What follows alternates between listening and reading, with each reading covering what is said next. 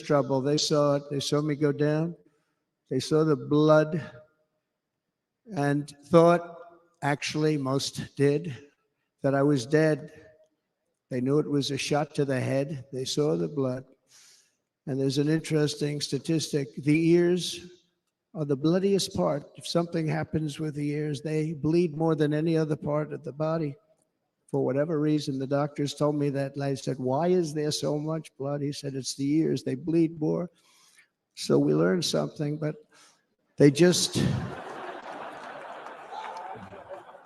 this beautiful crowd, they didn't want to leave me. They knew I was in trouble. They didn't want to leave me. And you can see that love written all over their faces. Incredible people. They're incredible people. Bullets were flying over us, yet I felt serene. But now the Secret Service agents were putting themselves in peril. They were in very dangerous territory. Bullets were flying right over them, missing them by a very small amount of inches. And then it all stopped. Our Secret Service sniper, from a much greater distance and with only one bullet used, took the assassin's life, took him out.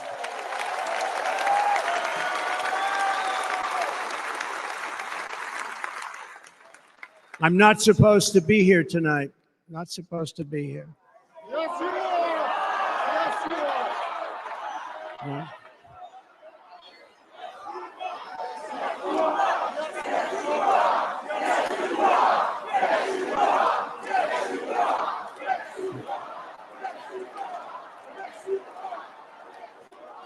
Thank you. But I'm not. And I'll tell you, I stand before you in this arena only by the grace of Almighty God.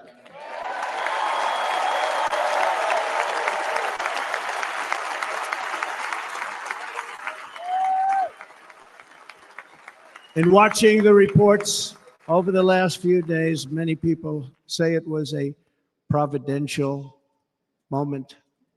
Probably was. When I rose surrounded by Secret Service, the crowd was confused because they thought I was dead, and there was great, great sorrow. I could see that on their faces as I looked out. They didn't know I was looking out. They thought it was over, but I could see it. I wanted to do something to let them know I was okay. I raised my right arm, looked at the thousands and thousands of people that were breathlessly waiting, and started shouting, "Fight, fight, fight."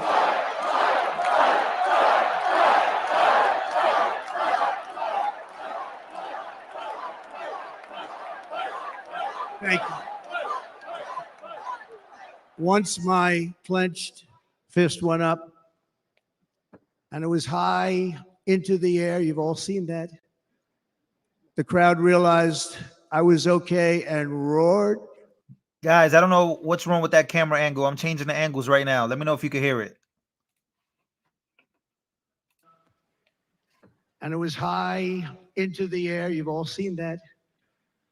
The crowd realized I was okay and roared with pride for our country like no crowd I have ever heard before. Never heard anything like that. For the rest of my life, I will be grateful for the love shown by that giant audience of patriots that stood bravely on that fateful evening in Pennsylvania. Tragically, the shooter claimed the life of one of our fellow Americans, Corey Comparator. Unbelievable person, everybody tells me. Unbelievable. And seriously wounded, two other great warriors. Spoke to them today. David Dutch and James Copenhaver. Two great people. I also spoke to all three families of these tremendous people. Our love and prayers are with them. And Always will be. We're never going to forget them. They came for a great rally. They were serious Trumpsters, I want to tell you. They were serious Trumpsters and still are. But Corey, unfortunately, we have to use the past tense. He was incredible. He was a highly respected former fire chief, respected by everybody. Was accompanied by his wife, Helen, incredible woman. I spoke to her today, devastated, and two precious daughters. He lost his life selflessly, acting as a human shield to protect.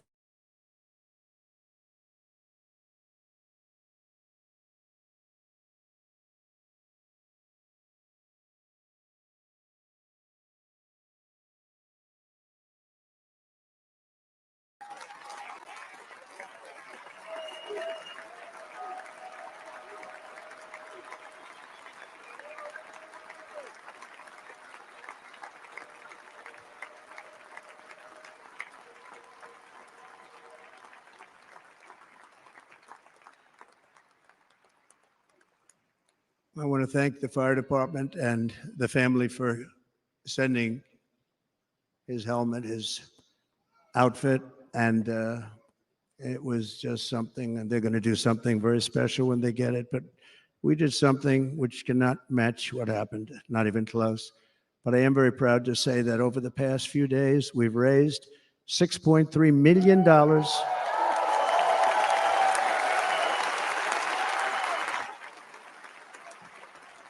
for the families of David, James, and Corey, including from a friend of mine just called up. He sent me a check right here. I just got it.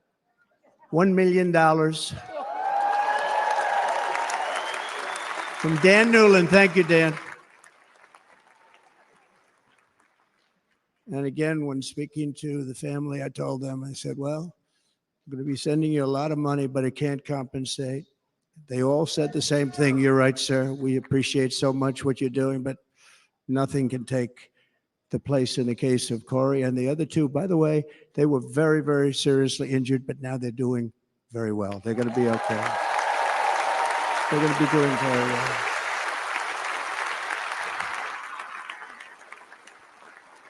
They're warriors. So now I ask that we observe a moment of silence in honor of our friend Corey.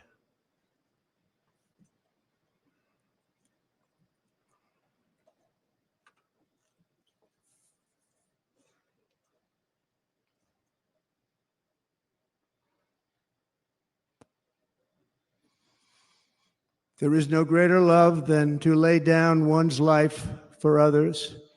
This is the spirit that forged America in her darkest hours. And this is the love that will lead America back to the summit of human achievement and greatness. This is what we need. Despite such a heinous attack, we unite this evening more determined than ever. I am more determined than ever, and so are you. So is everybody in this room.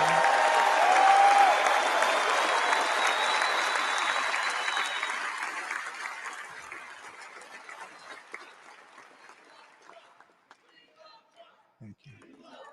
Thank you very much.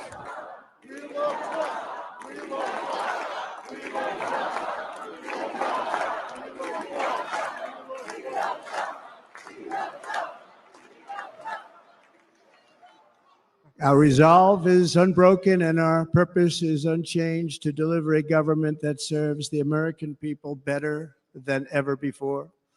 Nothing will stop me in this mission because our vision is righteous and our cause is pure. No matter what obstacle comes our way, we will not break, we will not bend, we will not back down, and I will never stop fighting for you, your family, and our magnificent country. Never.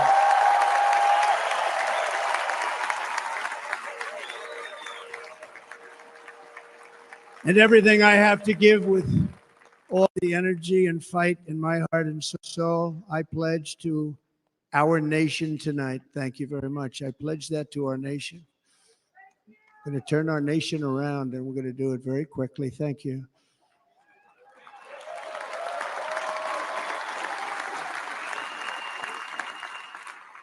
This election should be about the issues facing our country and how to make America successful, safe, free, and great again.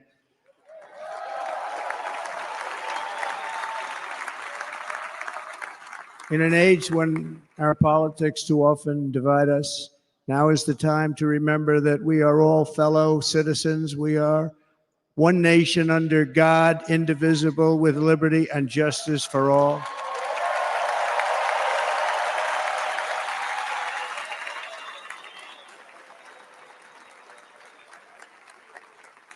And we must not criminalize dissent or demonize political disagreement, which is what's been happening in our country lately at a level that nobody has ever seen before. In that spirit, the Democrat Party should immediately stop weaponizing the justice system and labeling their political opponent as an enemy of democracy. Especially since that is not true. In fact, I am the one saving democracy for the people of our country.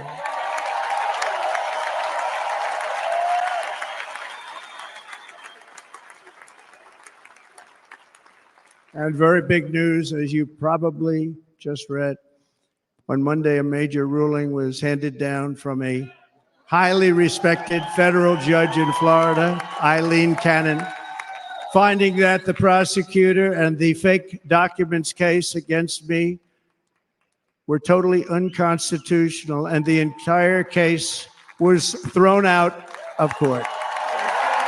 With all of that publicity, thrown out of court. If Democrats want to unify our country, they should drop these partisan witch hunts, which I have been going through for approximately 8 years. And they should do that without delay and allow an election to proceed that is worthy of our people. We're going to win it anyway, but worthy of our people.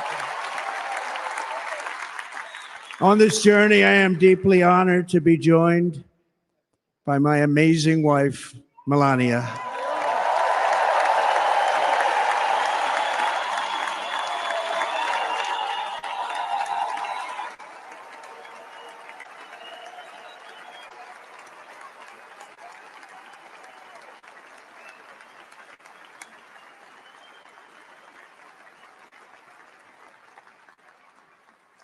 And Melania, thank you very much. You also did something really beautiful, a letter to America calling for national unity, and it really took the Republican Party by surprise. I will tell you, it was beautiful.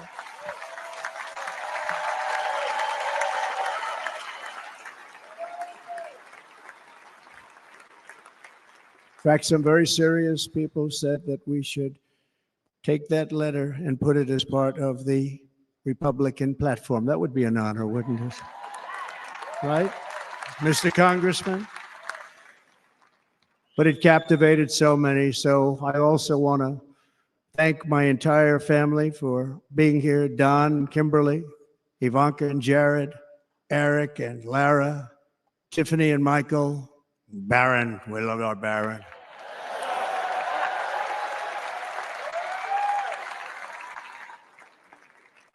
And of course, my 10 wonderful grandchildren. You saw a few of them up there on my lap before.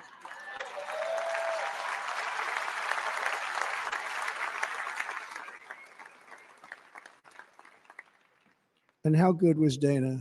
Was Dana good? I mean, was he good?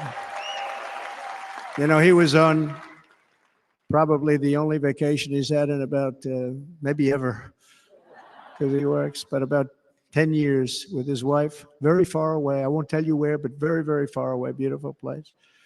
And my people called and he said, yeah, I won't be able to do it. This is many, many years. I promised my wife I can't do it. Came in, they said, Dana won't be able to do it because he was my first, second, and third choice. I said, well, that's too bad, but I understand he's away and it's good. It's good for him. And that was it. About 30 minutes later, she came back in, sir, Dana just called, he's going to do it. And his wife, she said, you can't turn him down. You just can't do it. You have to go. That's a good wife.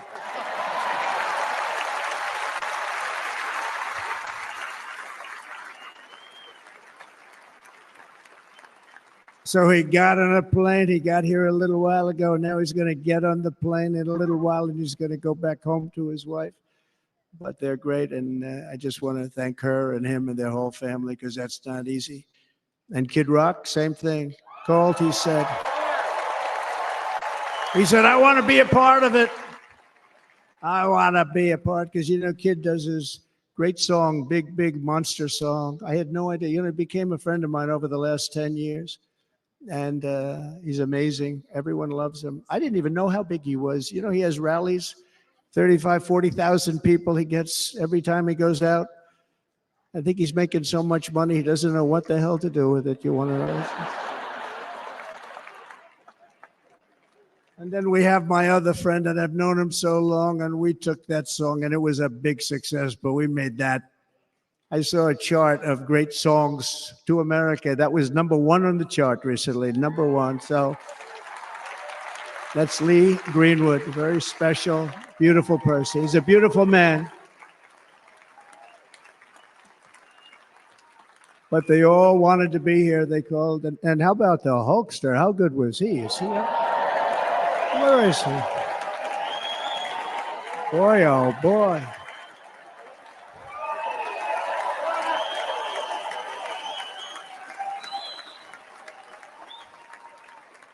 You know, they may call that entertainment. I know about entertainment, but when he used to lift a 350-pound man over his shoulders and then bench press him 2 rows into the audience, I say maybe entertainment, but he is one strong son of a gun. I will tell you, I watched it many times.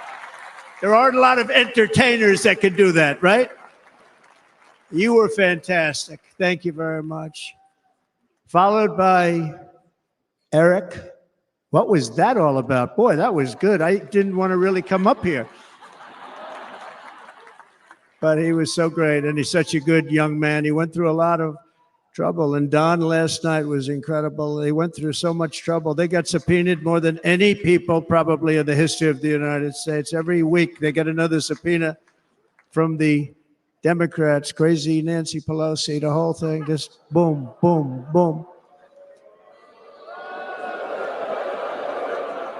They've got to stop that because they're destroying our country. We have to work on making America great again, not on beating people. And we won. We beat them in all. We beat them on the impeachments. We beat them on indictments. We beat them. But the time that you have to spend, if they would devote that genius to helping our country, we'd have a much stronger and better country.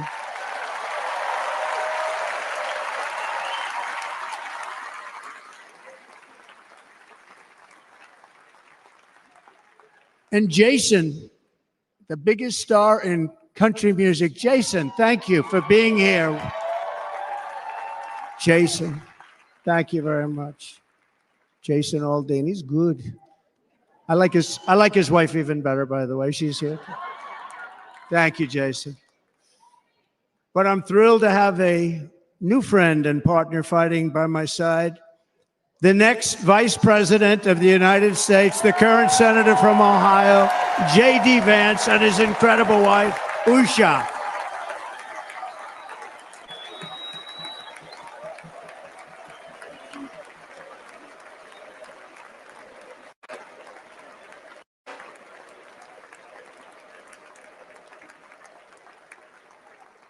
He's going to be a great Vice President. He's going to be great. He'll be with this country and with this movement, greatest movement in the history of our country, Make America Great Again. When they criticize it, they say, we're going to try and stop MAGA. I said, MAGA is Make America Great Again. What are you going to stop? There's nothing to stop. Then they say, oh, that's right. It's very tough to fight it. And all of the people that did try and fight it have failed.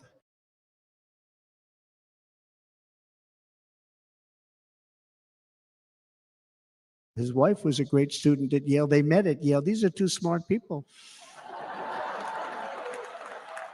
So, JD, you're going to be doing this for a long time. Enjoy the ride.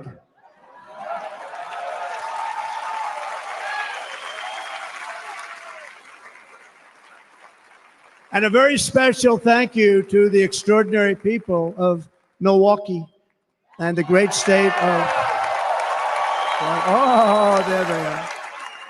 There they are. You are so easy to spot. And Green Bay's going to have a good team this year, right? They're going to have a good team. They're going to have a good team. Most of the audience doesn't like it, but it's true. You're going to have a very good team this year. And by the way, Wisconsin, we are spending over $250 million here creating jobs and other economic development all over the place. So I hope you will remember this in November and give us your vote. I am trying to buy your vote. I'll be honest about that.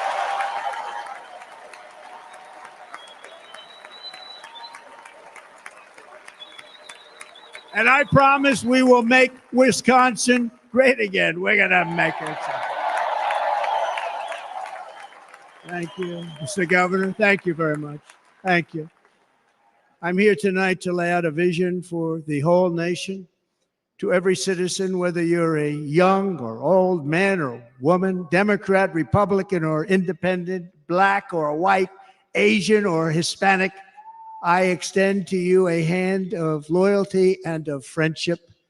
Together, we will lead America to new heights of greatness like the world has never seen before. We were right there in the first term.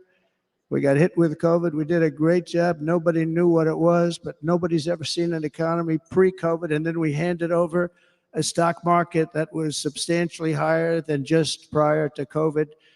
Coming in, did a great job. Never got credit for that. We got credit for the war and defeating ISIS and so many things, the great economy, the biggest tax cuts ever, the biggest regulation cuts ever, the creation of Space Force, the rebuilding of our military. We did so much. We did so much. Right to try. Right to try is a big deal. We got right to try. They were trying to get that for 52 years. Somebody's terminally ill.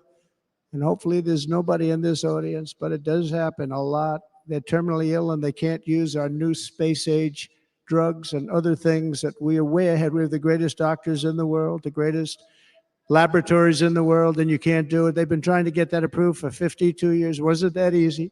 The insurance companies didn't want to do it. They didn't want the risk. The labs didn't want to do it because if it didn't work, people are pretty far down the line toward death. They didn't want to do it. The doctors didn't want to have it on their records, so I got everybody into an office. 52 years they tried. Sounds simple, but it's not. And I got them to agree that somebody that needs it will, instead of going to Asia, Europe, or someplace, or if you have no money going home and dying, just die. We got them to sign an agreement, agree to it, where they're not going to sue anybody. They're going to get all of this stuff. They're going to get it really fast. And what's happened is we're saving thousands and thousands of lives. It's incredible. Right to try. It's a great feeling. Under our leadership, the United States will be, no nation will question our power. No enemy will doubt our might. Our borders will be totally secure. Our economy will soar. We will return law and order to our streets, patriotism to our schools, and importantly, we will restore peace, stability, and harmony all throughout the world. But to achieve this future, we must first rescue our nation from failed and even incompetent leadership. We have totally incompetent leadership. This will be the most important election in the history of our country. Under the current administration, we are indeed a nation in decline. We have an inflation crisis that is making life unaffordable, ravaging the incomes of working and low-income families, and crushing, just simply crushing our people like never before. They've never seen anything like it. We also have an illegal immigration crisis, and it's taking place right now as we sit here in this beautiful arena. It's a massive invasion at our southern border that has spread misery, crime, poverty, disease, and destruction to communities all across our land. Nobody's ever seen anything like it. Then there's an international crisis, the likes of which the world has seldom been part of. Nobody can believe what's happening. War is now raging in Europe and the Middle East. A growing specter of conflict hangs over Taiwan, Korea, the Philippines, and all of Asia. And our planet is teetering on the edge of World War III. And this will be a war like no other war because of weaponry. The weapons are no longer army tanks going back and forth shooting at each other. These weapons are obliteration. It's time for a change. This administration can't come close to solving the problems. We're dealing with very tough, very fierce people. They're fierce people. And we don't have fierce people. We have people that are a lot less than fierce, except when it comes to cheating on elections and a couple of other things. Then they're fierce. Then they're fierce. So tonight, I make this pledge to the great people of America. I will end the devastating inflation crisis immediately, bring down interest rates, and lower the cost of energy. We will drill, baby, drill.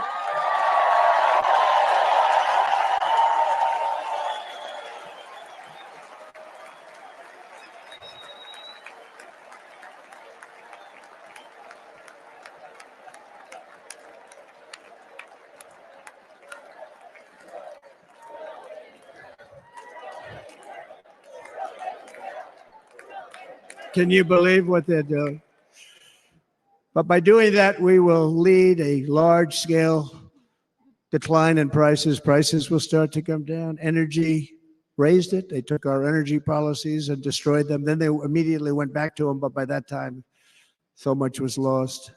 But we will do it at levels that nobody's ever seen before. And we'll end lots of different things. We'll start paying off debt and start lowering taxes even further. We gave you the largest tax cut. We'll do it more. You know, people don't realize I brought taxes way down, way down, and yet we took in more revenues the following year than we did when the tax rate was much higher. Most people said, how did you do that? Because it was incentive. Everybody was coming to the country. They were bringing back billions and billions of dollars into our country. The companies made it impossible to bring it back. The tax rate was too high, and the legal complications were far too great. I changed both of them, and hundreds of billions of dollars by Apple and so many other companies were brought back into our nation, and we had an economy the likes of which no nation had ever seen. China, we were beating them at levels that were incredible. And they know it. They know it. We'll do it again, but we'll do it even better. I will end the illegal immigration crisis by closing our border and finishing the wall, most of which I've already built.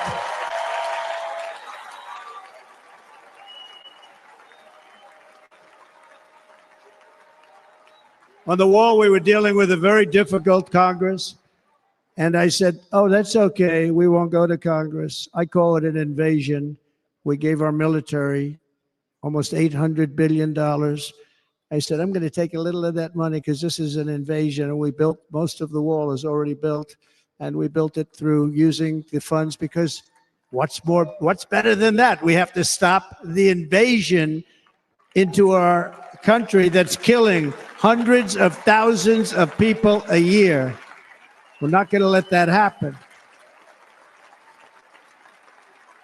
I will end every single international crisis that the current administration has created, including the horrible war with Russia and Ukraine, which would have never happened if I was president, and the war caused by the attack on Israel, which would have never happened if I was president. Iran was broke. Iran had no money. Now Iran has $250 billion. They made it all over the last 2.5 years. They were broke. I watched the other day on a show called Deface the Nation. Has anyone seen it?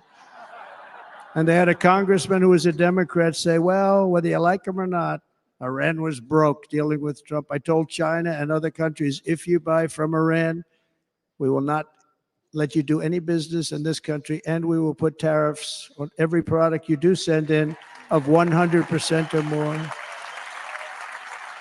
And they said to me, well, I think that's about it. They weren't going to buy any oil. And they were ready to make a deal. Iran was going to make a deal with us. And then we had that horrible, horrible result that we'll never let happen again. The election result, we're never going to let that happen again. They used COVID to cheat. We're never going to let it happen again. And they took off all the sanctions and they did everything possible for Iran. And now Iran is very close to having a nuclear weapon, which would have never happened. This is a shame what this administration, the damage that this administration has done. And I say it often, if you took the 10 worst presidents in the history of the United States, think of it, the 10 worst, added them up, they will not have done the damage that Biden has done. I'm only going to use the term once. Biden. I'm not going to use the name anymore, just one time.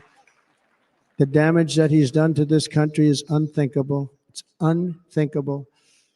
Together we will restore vision, strength, competence, and we're going to have a thing called common sense making most of our decisions, actually. It's all common sense. Just a few short years ago, under my presidency, we had the most secure border and best economy in the history of our country, in the history of the world. We had the greatest economy in the history of the world. We had never done anything like it. We were beating every country, including China, by leaps and bounds. Nobody had seen anything like it. We had no inflation, soaring incomes were going. Nobody can believe it. You can't believe what happened 4 years ago is happening now in reverse. And the world was at peace. Inflation has been a killer for our country. No matter what you make it, it doesn't matter because inflation is eating you alive. People that were putting away money, they were making great wages, the highest they've ever made, but they were putting away a lot of money. Now they are just being destroyed. They're not putting away anything. They're barely living. They're going into savings accounts. They're taking out their money to live because of inflation. Inflation, remember, it's called a country buster. You can go back to Germany from 100 years ago. You can go back to any country that suffered great inflation. We've suffered the worst inflation we've ever had. But go back and see what's happened to those countries. We've had the worst inflation we've ever had of this person. But in less than 4 years, our opponents have turned incredible success into unparalleled tragedy and failure. It's been a tremendous failure. Today, our cities are flooded with illegal aliens. Americans are being squeezed out of the labor force and their jobs are taken. By the way, you know who's taking the jobs that are created? 107% of those jobs are taken by illegal aliens. And you know who's being hurt the most by millions of people pouring into our country? The black population and the Hispanic population, because they're taking the jobs from our black population, our Hispanic population, and they're also taking them from unions. The unions are suffering because of it. Thank you. Thank you. I like you too. Thank you very much. Inflation has wiped out the life savings of our citizens and forced the middle class into a state of depression and despair. That's what it is. It's despair and depression. We cannot and will not let this continue. Less than 4 years ago, we were a great nation, and we will soon be a great nation again. We're going to be a great nation again.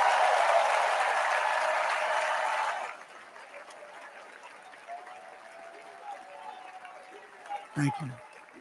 With proper leadership, every disaster we are now enduring will be fixed, and it will be fixed very, very quickly. So tonight, whether you've supported me in the past or not, I hope you will support me in the future, because I will bring back the American dream. That's what we're going to do. You don't even hear about the American dream anymore. With great humility, I am asking you to be excited about the future of our country. Be excited. Be excited.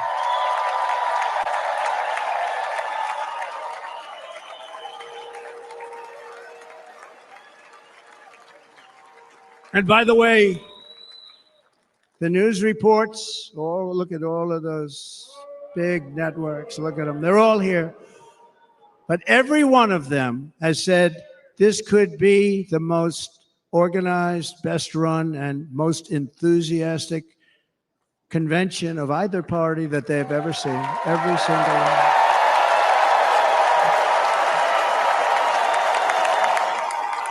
And it's true. It's true. And there's love in the room. There's great love in the room.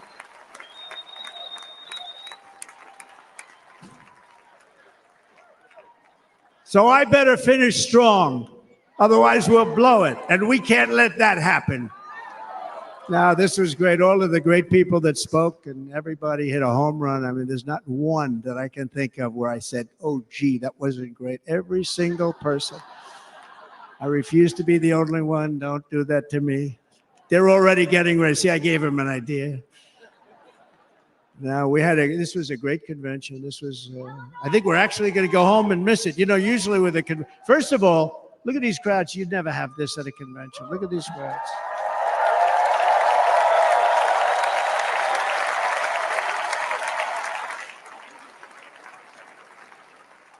Love, it's about love. This week, the entire Republican Party has formally adopted an agenda for America's renewal, and you saw that agenda, and it's very short compared to the long, boring, meaningless agendas of the past, including the Democrats. They write these things that are hundreds of pages long, and they never read them after they're done.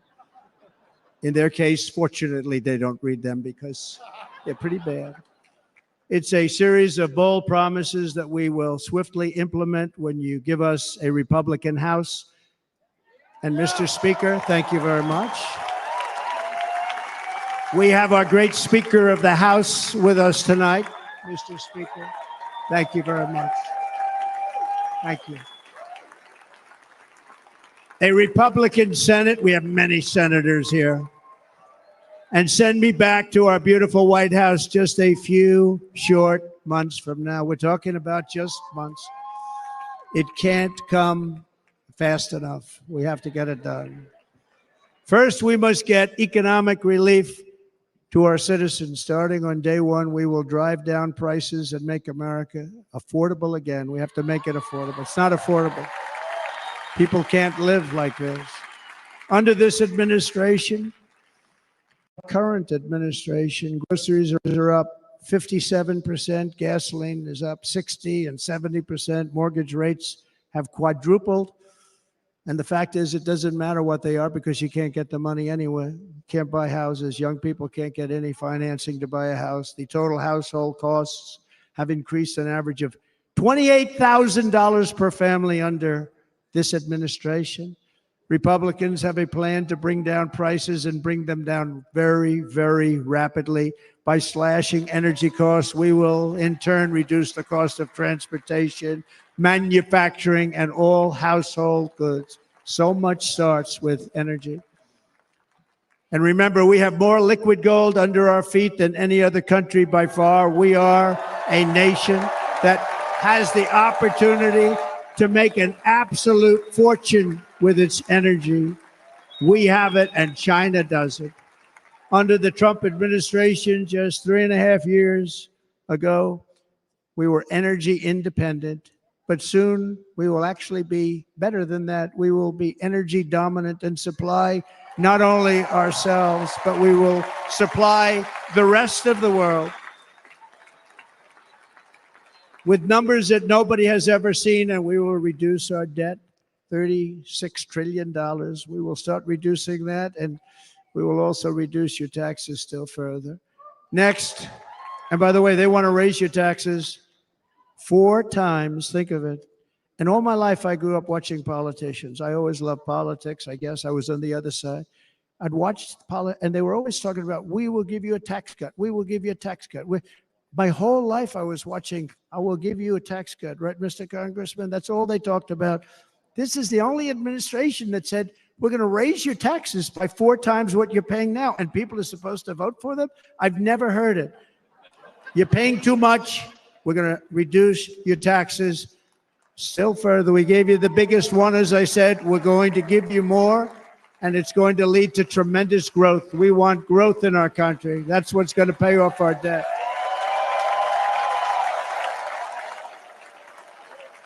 And next, we will end the ridiculous and actually incredible waste of taxpayer dollars that is fueling the inflation crisis. They spent trillions of dollars on things having to do with the Green New Scam. It's a scam. And that's caused tremendous inflationary pressures in addition to the cost of energy. And all of the trillions of dollars that are sitting there not yet spent, we will redirect that money for important projects like roads, bridges, dams, and we will not allow it to be spent on meaningless green new scam ideas.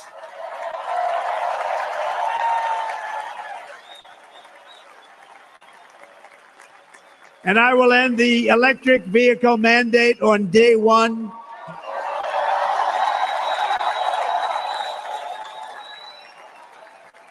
Thereby saving the U.S. auto industry from complete obliteration, which is happening right now, and saving U.S. customers thousands and thousands of dollars per car.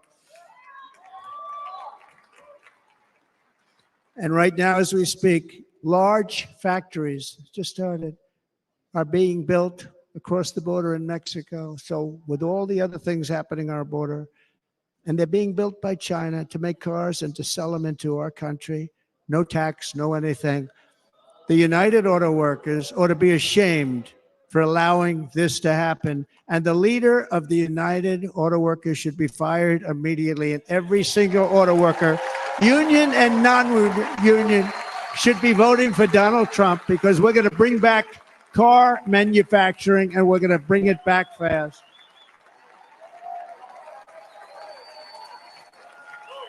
They're building some of the largest auto plants anywhere in the world. Think of it, in the world. We're going to bring it back. We're going to make them. We don't mind that happening, but those plants are going to be built in the United States, and our people are going to man those plants.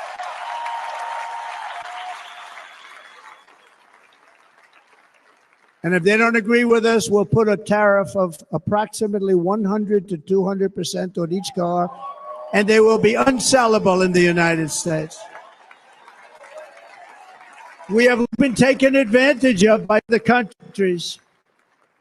And think of it, oftentimes these other countries are considered so-called allies. They've taken advantage of us for years. We lose jobs, we lose revenue, and they gain everything and wipe out our businesses, wipe out our people. I stopped it for 4 years. I stopped it. And we're really ready to make changes like nobody had seen before. And remember, USMCA, I got rid of NAFTA, the worst trade deal ever made, and replaced it with USMCA, which is, they say, the best trade deal ever made. Actually, probably the best trade deal was the deal I made with China, where they buy $50 billion worth of our product. They were buying nothing. They buy $50 billion worth. They had to. But I don't even talk about it because of COVID. I don't even mention it, frankly, because of what happened with the China virus.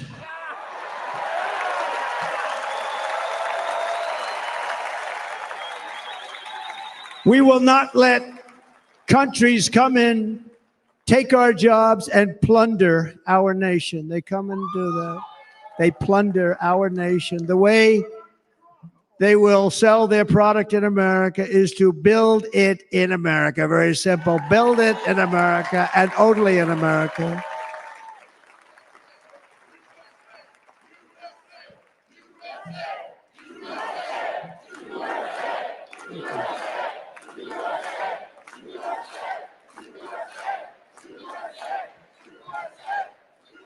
And this very simple formula, and Congress has to go along with us, and they will.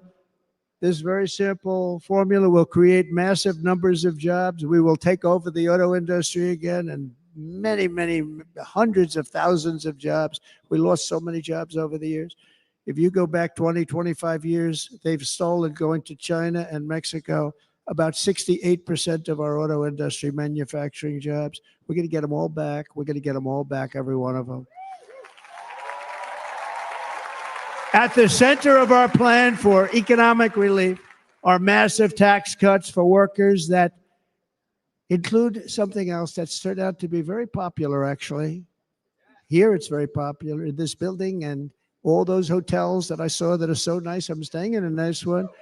It's called no tax on tips. No tax on tips.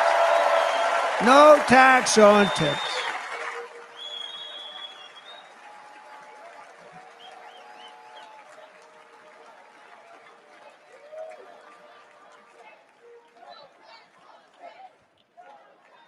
I got that by having dinner recently in Nevada, where we're leading by about 14 points. Hello. I'll see you there very soon, everybody. We're having dinner at a beautiful restaurant in the Trump building on the Strip, and it's a great building, and the waitress comes over. How's everything going? A really nice person. How's everything? Oh, sir, it's so tough. The government's after me all the time on tips, tips, tips. I said, well, they give you cash. Would they be able to find him? She said, actually, and I didn't know this. She said, very little cash is given. It's all put right on the check. And they come in and they take so much of our money. It's just ridiculous. And they don't believe anything we say. And they've just hired, as you know, 88,000 agents to go after him even more. And I said, this shows the level of my, most people go out, they hire consultants, they pay them millions of dollars. But I said to her, let me just ask you a question. Would you be happy if you had no tax on tips? She said, what a great idea. I got my information from a very smart waitress. That's better than spending millions of dollars. And everybody loves it. Waitresses and caddies and drivers and everybody's a large group of people that are being really hurt badly. They make money, let them keep their money. I'm going to protect Social Security and Medicare. Democrats are going to destroy Social Security and Medicare because all of these people, by the millions they're coming in, they're going to be on Social Security and Medicare and other things, and you're not able to afford it. They are destroying your Social Security and your Medicare. Under my plan, incomes will skyrocket, inflation will vanish completely, jobs will come roaring back, and the middle class will prosper like never, ever before, and we're going to do it very rapidly.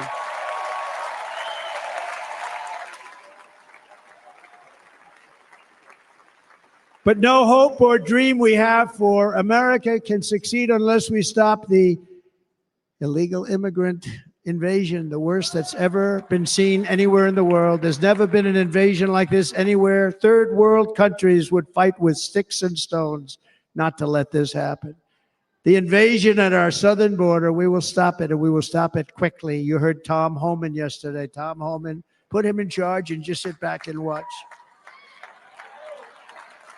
Brandon Judd, the Border Patrol, he's incredible. These guys, they really, their job is a lot easier if they don't have to do anything, but they want to. They're patriots. Brandon Judd, Border Patrol, ICE.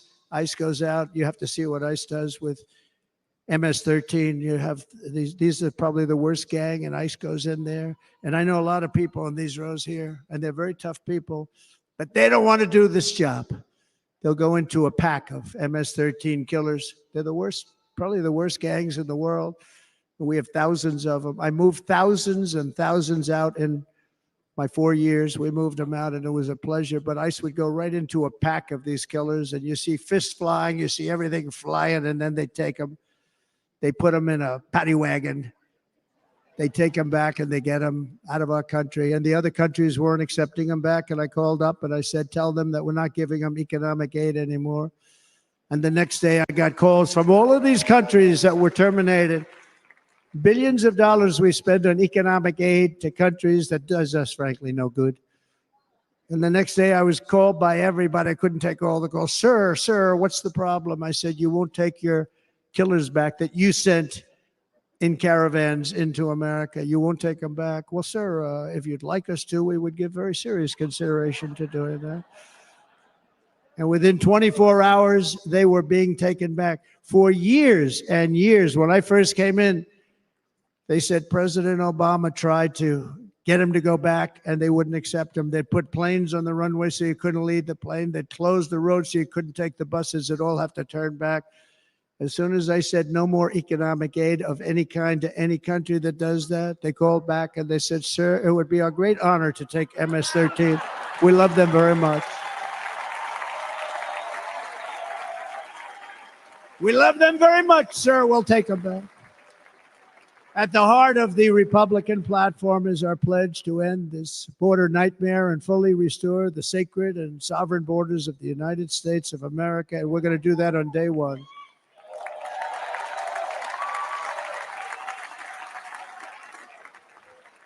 That means two things on day one, right?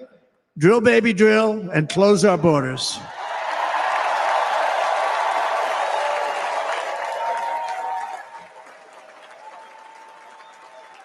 And by the way, and I think everybody as a Republican, as a patriot in this room, and most Democrats, we want people to come into our country, but they have to come into our country legally. Legally.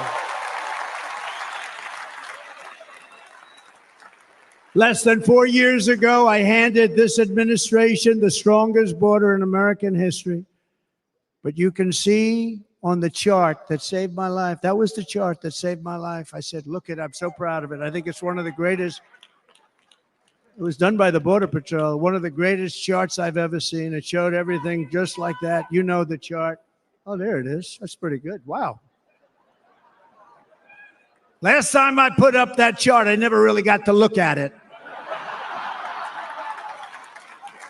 But without that chart, I would not be here today.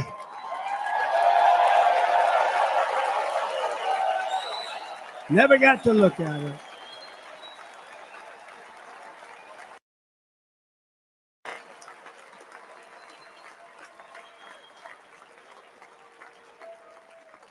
I said, you got to see this chart. I was so proud of it. And by the time I got to there, I never got to see it that day.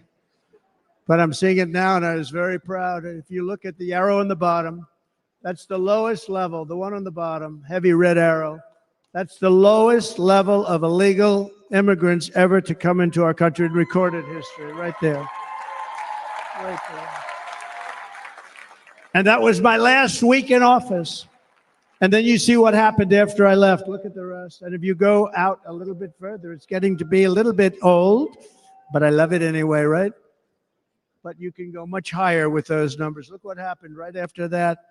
The invasion began. We had the opposite. We stopped the invasion, but the invasion that we stopped was peanuts by comparison to what happened after I left. Look at what happened after I left. They took over our country. We ended all catch and release.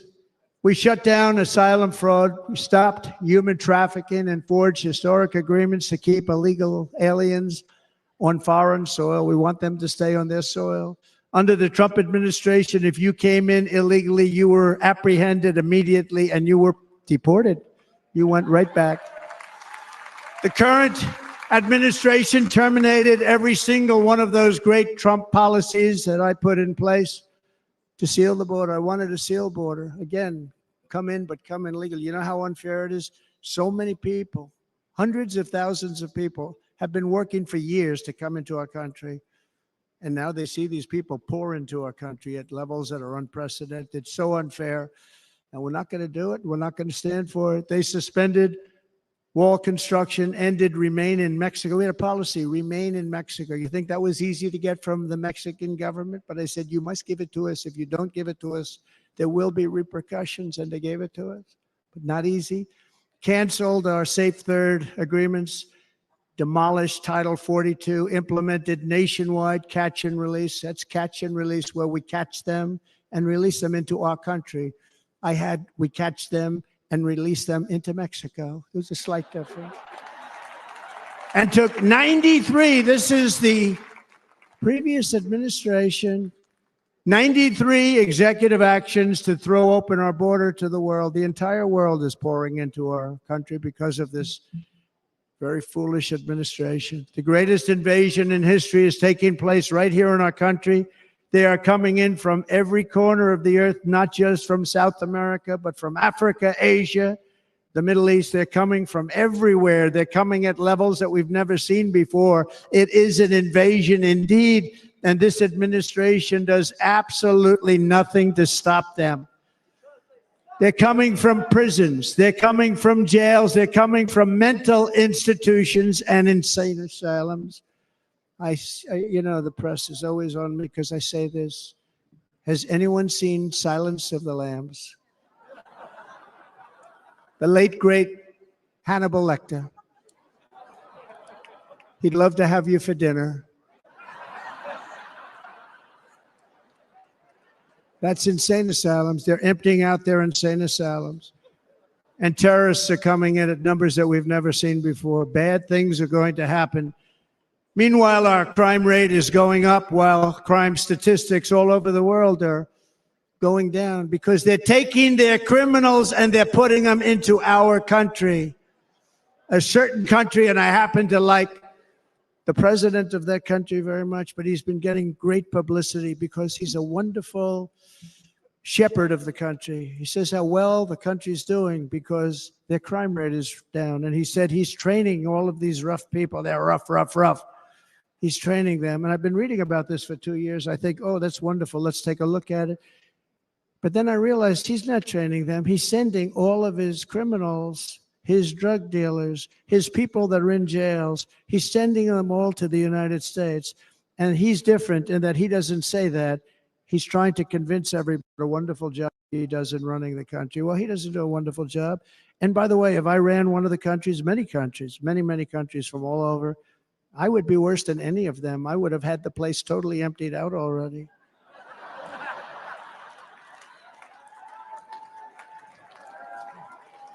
But we become a dumping ground for the rest of the world, which is laughing at us. They think we're stupid.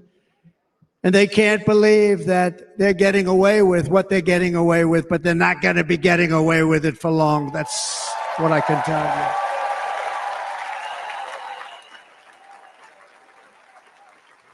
you. In Venezuela, Caracas, high crime. Caracas, Venezuela. Really a dangerous place, but not anymore. Because in Venezuela, crime is down 72%. In fact, if they would ever win this election, I hate to even say that, we will have our next Republican convention in Venezuela because it will be safe. Our cities will be so unsafe, we will not be able to have it there. In El Salvador, murders are down by 70%. Why are they down? Now, he would have you convinced that because he's trained murderers to be wonderful people. No.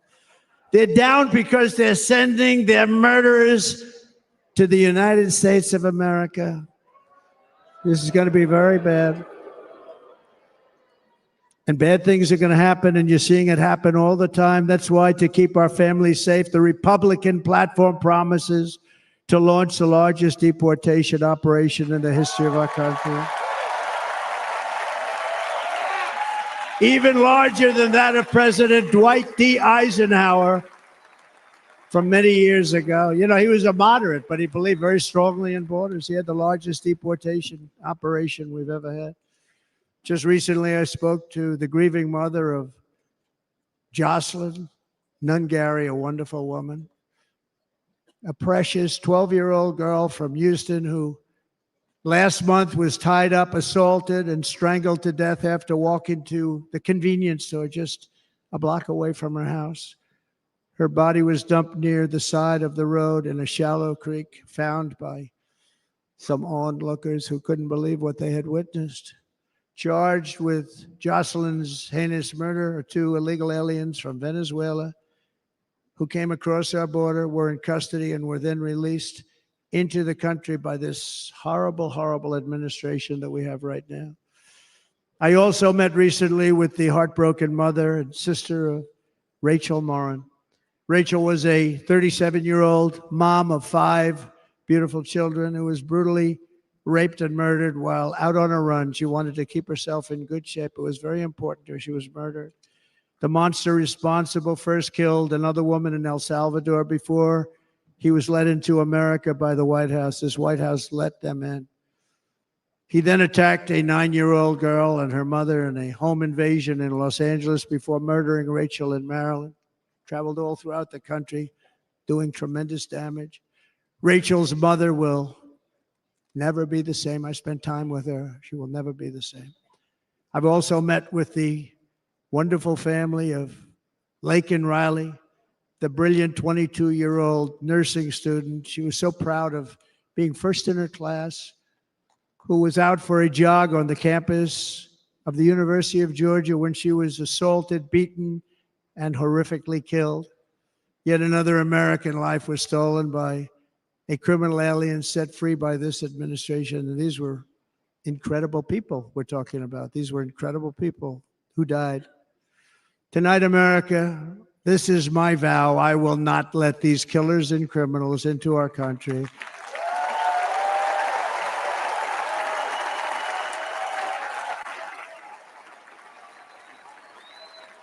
I will keep our sons and daughters safe. As we bring security to our streets, we will help bring stability to the world. I was the first president in modern times to start no new wars. You know, we were the toughest, we were the most respectful. And you saw this. Hungry, strong country, run by a very powerful, tough leader. Tough guy. Press doesn't like him because he's tough.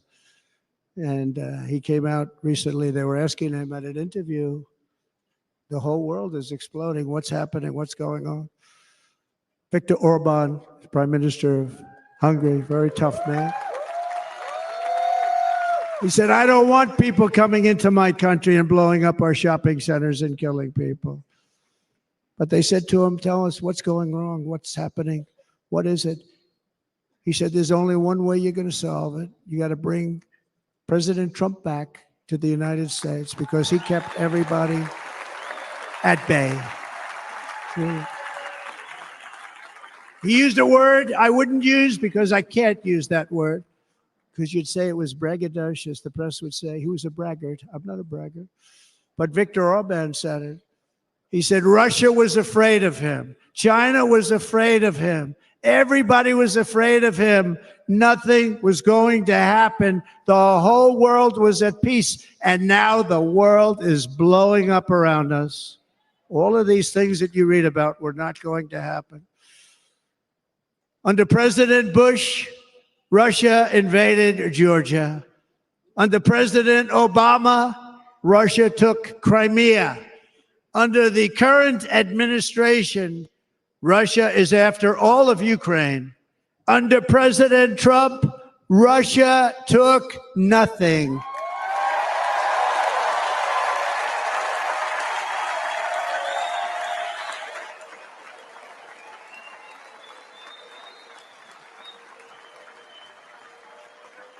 We defeated 100% of ISIS in Syria and Iraq, something that was said to take 5 years, sir. It'll take 5 years, sir. We did it in a matter of a couple of months. We have a great military. Our military is not woke. It's just some of the fools on top that are woke.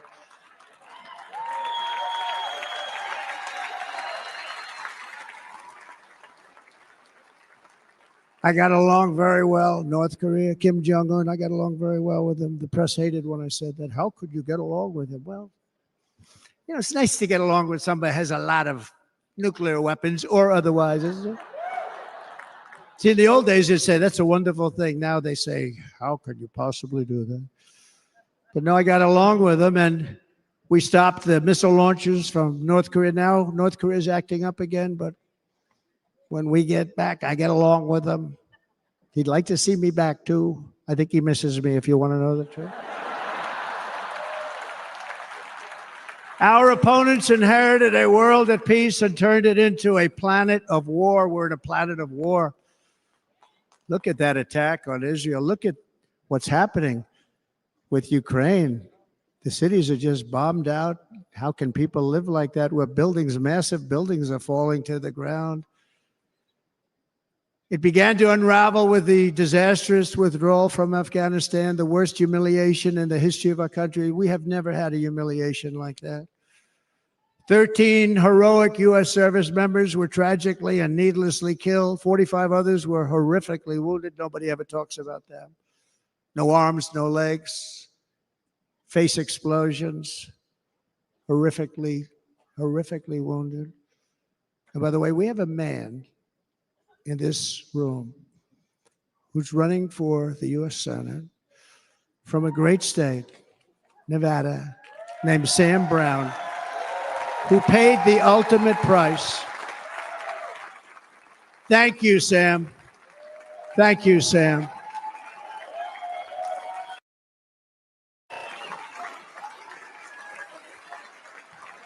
He paid the biggest price probably ever paid by anybody that is running for office, and I think he's going to do great. He's running against a person that is not good, not respected, a total lightweight. But Sam, I think, paid really, we were talking about it with some of the senators that are working so hard for Sam, but he paid the biggest price of any senator ever to run for the Senate. I don't think anybody's ever what he did. He was a real hero, a really great person, and he's running, and I hope that everybody gets out and votes for Sam Brown.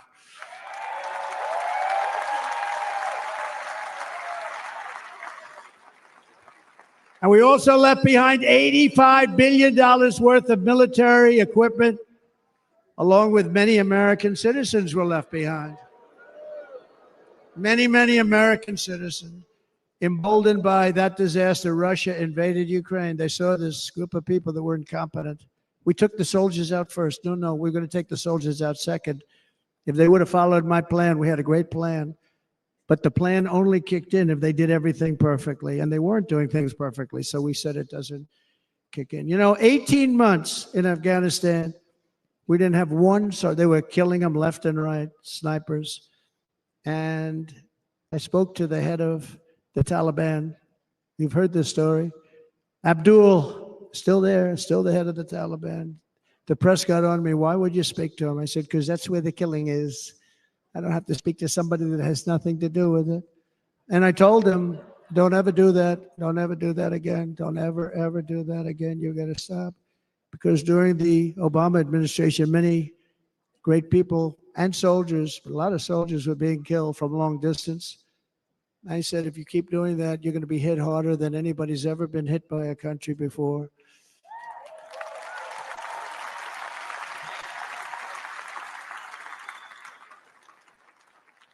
And he said, I understand, Your Excellency. He called me Your Excellency. I wonder if he calls the other guy Your Excellency. I doubt it. The other guy gave him everything. I mean, what kind of a deal was that? He walked out, gave him everything. You know that right now, Afghanistan is one of the largest sellers of weapons in the world. They're selling the brand new, beautiful weapons that we gave them. But think of it. He actually said to me, but why do you show me a picture of my home? I said, you'll have to ask your people or one of your wives. But he could figure it out. And for 18 months, we had not one attack on an American soldier by the Taliban. 18 months.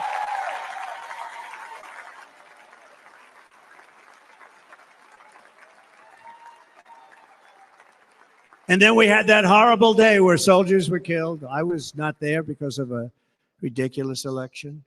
But we had that horrible attack. And they also gave up Bagram, one of the biggest bases anywhere in the world, air bases anywhere in the world, the longest runways, most powerful, hardened, thickened runways. We gave it up. And I liked it not because of Afghanistan. I liked it because of China. It's 1 hour away from where China makes their nuclear weapons. And you know who has it now? China has it now. We were keeping that. And now China is likewise circling Taiwan, and Russian warships and nuclear submarines are operating 60 miles off the coast in Cuba. Do you know that? No, the press refuses to write about it. If that were me running this country and we had nuclear submarines in Cuba, I will tell you that the headlines every day would be, what's wrong with our president? You don't even hear this. You're not hearing about this. Russia has nuclear submarines and warships 60 miles away, Mr. Congressman, from Miami, by the way, happens to be here. Correct? In Cuba. And that would not be stood for somebody else. They don't want to mention it, but now maybe they will. And the entire world, I tell you this, we want our hostages back, and they better be back before I assume office. Well, you will be paying a very big price.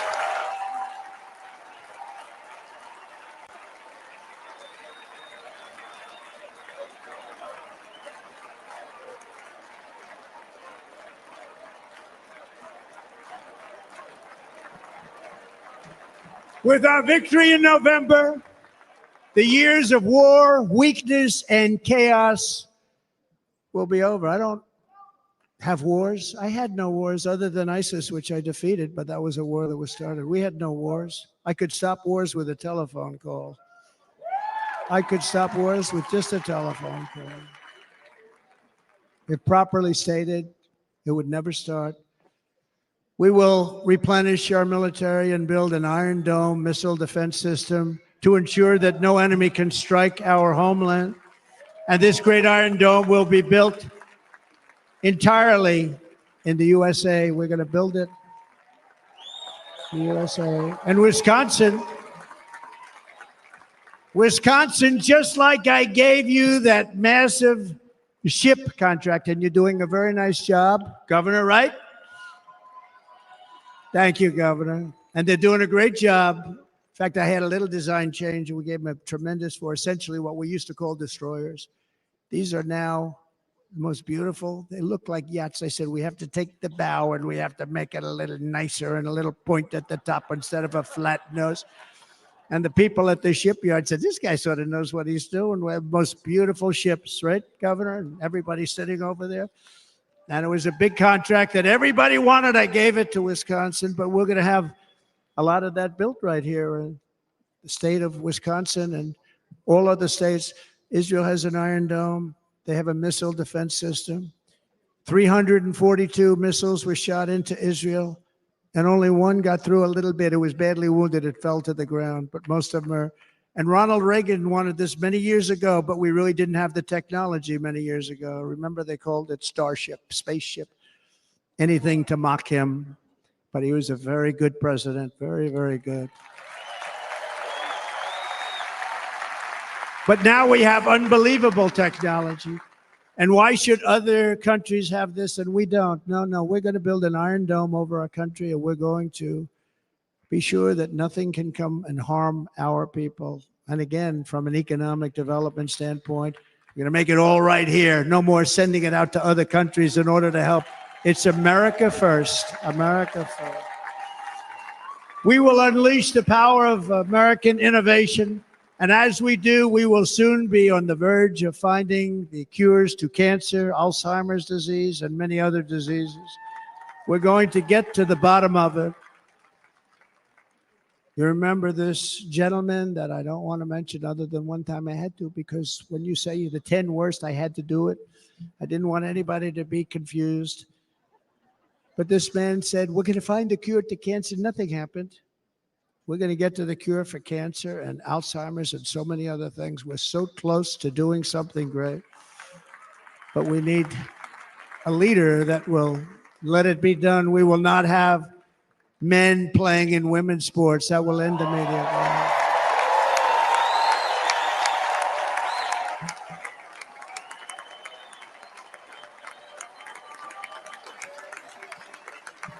And we will restore and renovate our nation's once great cities, making them safe, clean, and beautiful again. And that includes our nation's capital, which is a horrible killing field. So many things. They leave from Wisconsin. They go to look at the Washington Monument. They end up getting stabbed, killed, or shot. We will be very soon very proud of our capital, again, Washington, D.C.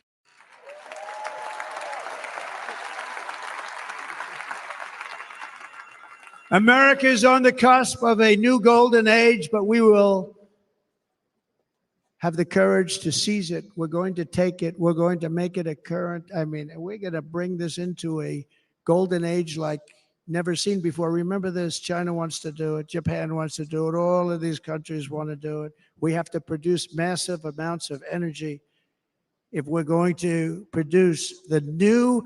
If you look at some of the things that have been done, and some of the things that we're going to do.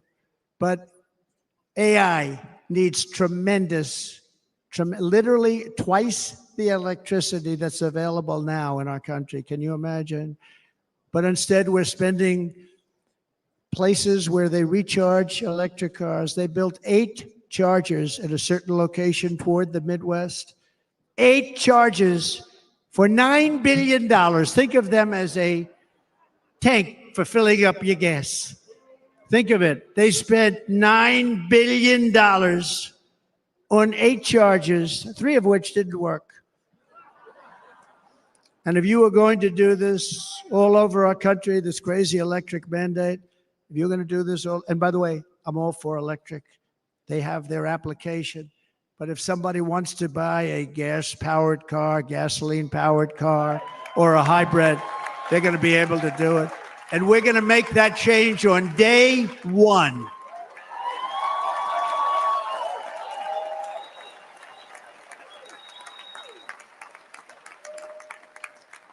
So to conclude, just a few short days ago, my journey with you nearly ended. We know that. And yet, here we are tonight, all gathered together, talking about the future, promise, and a total renewal of a thing we love very much. It's called America. We live in a world of miracles. None of us knows God's plan or where life's adventure will take us. I want to thank Franklin Graham for being here tonight. He's an outstanding man. He wrote me a note recently. I have a lot of respect for him. Sir, I love your storytelling. I think it's great in front of these big rallies. But sir, please do me one favor. It won't make any difference. Please don't use any foul language. I was a little embarrassed.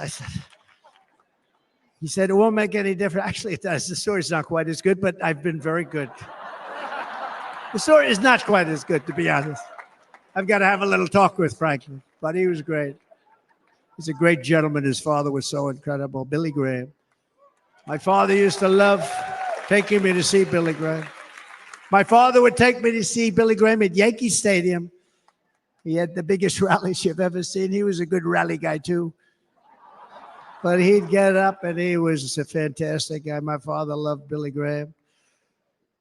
But I love Franklin Graham. I think Franklin's been fantastic. And I'm working so hard to adhere to his note to me. I'm working hard on it, Franklin. But if the events of last Saturday make anything clear, it is that every single moment we have on earth is a gift from God.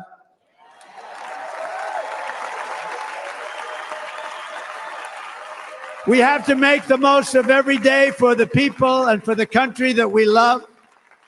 The attacker in Pennsylvania wanted to stop our movement, but the truth is the movement has never been about me. It has always been about you. It's your movement. It's the biggest movement in the history of our country by far. Can't be stopped. It can't be stopped. It has always been about the hardworking, patriotic citizens of America. For too long, our nation has settled for too little. We settled for too little. We've given everything to other nations, to other people. You've been told to lower your expectations and to accept less for your families. I am here tonight with the opposite message. Nations are not big enough. They're not big enough. It is time to start expecting and demanding the best leadership in the world, leadership that is bold, dynamic, relentless, and fearless. We can do that. We are Americans. Ambition is our heritage. Greatness is our birthright. But as long as our energies are spent fighting each other, our destiny will remain out of reach. And that's not acceptable. We must instead take that energy and use it to realize our country's true potential and write our own thrilling chapter of the American story. We can do it together. We will unite. We are going to come together, and success will bring us together.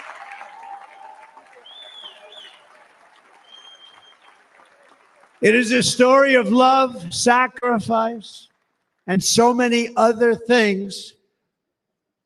And remember the word devotion. It's unmatched devotion. Our American ancestors crossed the Delaware, survived the icy winter at Valley Forge, and defeated a mighty empire to establish our cherished republic. They fought so hard, they lost so many. They pushed thousands and thousands of miles across a dangerous frontier, taming the wilderness to build a life and a magnificent home for their family. They packed their families into covered wagons, trekked across hazardous trails, scaled towering mountains, and braved rivers and rapids to stake their claim on the wide open, new, and very beautiful frontier.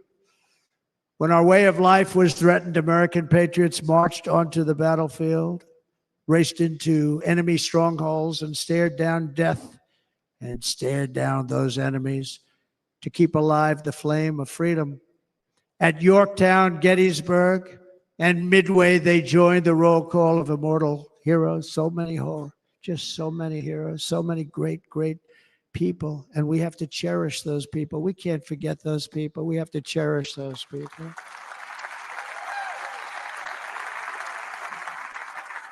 And building monuments to those great people is a good thing, not a bad thing. They saved our country. No challenge was too much. No hardship was too great. No enemy was too fierce. Together, these patriots soldiered on and endured, and they prevailed because they had faith in each other, faith in their country, and above all, they had faith in their God.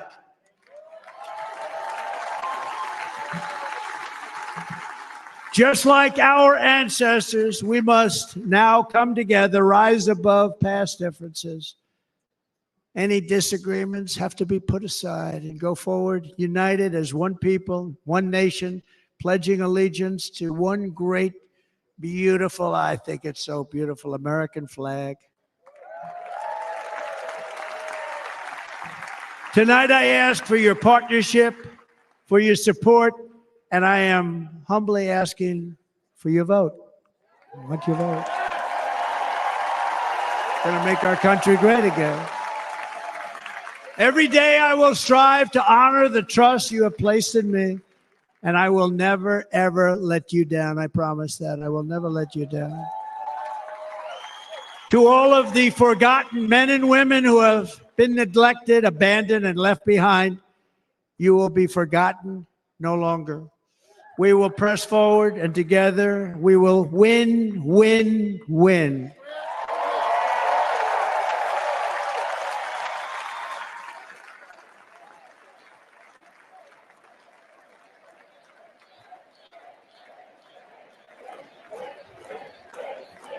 Win, win, win, win, win, win.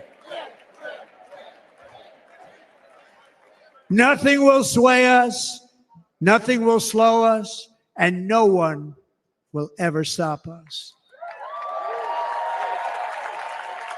No matter what dangers come our way, no matter what obstacles lie in our path, we will keep striving toward our shared and glorious destiny, and we will not fail. We will not fail. Together, we will save this country. We will restore the republic, and we will usher in the rich and wonderful tomorrows that our people so truly deserve. America's future be bigger, better, bolder, brighter, happier, stronger, freer, greater, and more united than ever before.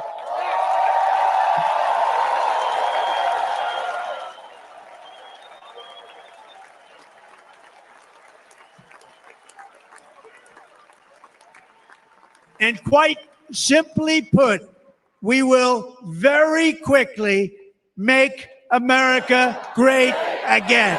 Thank you very much. Thank you very much, Wisconsin. God bless you. God bless you, Wisconsin, and God bless the United States of America, our great country. Thank you very much, everybody. Thank you.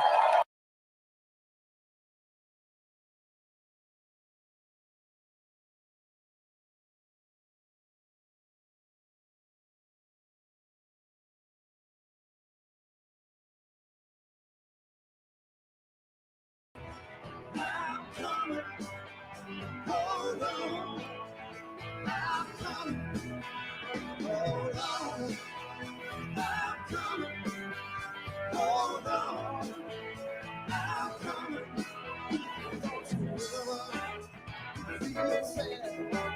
Lean on me when times are bad.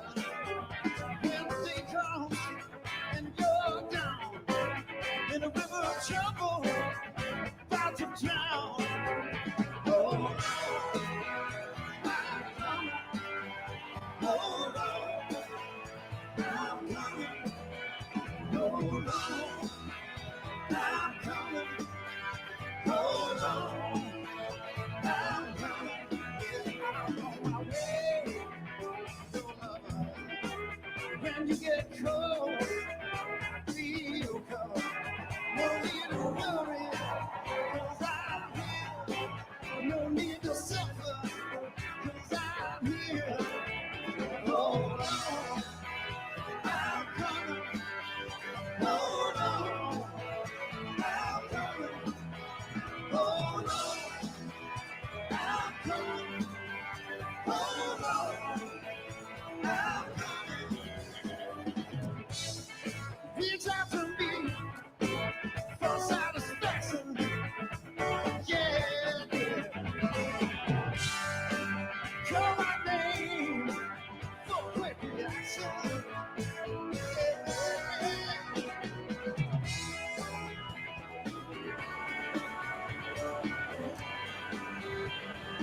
What a sight to see there in Milwaukee as the RNC convention goes all out on night number 4 with a lot of great speakers, um, including the return of Melania Trump to the spotlight. As you can see here, balloons flying everywhere, and the Trump family enters the stage. And what was an unprecedented week, but very presidented. And his speech was Donald J. Trump. And that'll close out this live stream. We were on for 4 hours straight. I want to say thank you to everybody that donated. I appreciate you guys, which means that we have a lot of work to do. We have a lot of updates to bring you as far as the Democratic Party goes and who the nominated individual will be for president aside from Joe Biden. There's a lot of rumors of things to come and things to happen, but we still aren't 100% sure. But one thing we are 100% sure of, that is Donald J. Trump and not Donald J. Trump's ghost standing on that stage. As you can see him happy as a child, happy as a kid. And you could tell he seems very different, very much humbled by his experience. And he is talking about God 10 times more than I've heard him ever talk about God before. He's spoken about uniting the country. He also showed the chart that basically saved his life. He showed it here. He explained everything he was going to explain at his rally in Butler, Pennsylvania. And yeah, that is a good ending to a great beginning for the Republican nominated Donald J. Trump.